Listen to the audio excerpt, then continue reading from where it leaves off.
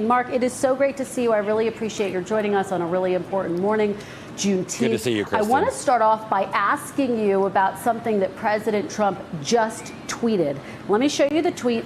He said, quote, any protesters, anarchists, agitators, looters, or lowlifes who are going to Oklahoma, please understand you will not be treated like you have been in New York, Seattle, or Minneapolis. It will be a much different scene. What does he mean? Is the president essentially threatening protesters, Mark?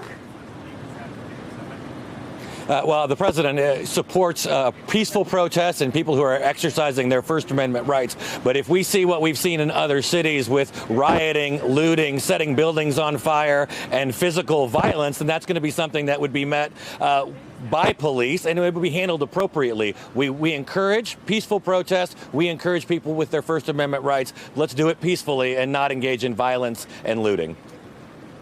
But, Mark, you talk about people's First Amendment rights. Protesters have a First Amendment right, and yet this tweet would seem to undercut that. So how do you square this tweet with respecting protesters' First Amendment rights, Mark?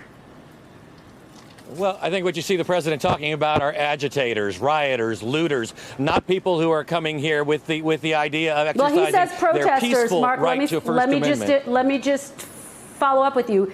Yes, he does name looters and lowlifes, but he also names protesters. So this seems like a direct message to protesters, is it not?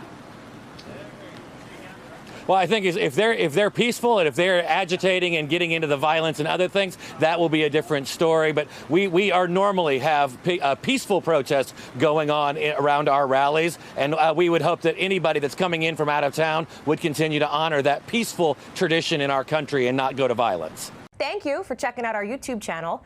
Why don't you subscribe? It's really easy. Just click on that button down there. And for more news from MSNBC, click on any of these videos here for the latest interviews and highlights. You can get more videos from MSNBC with our newsletters. Head over to msnbc.com/newsletters to sign up.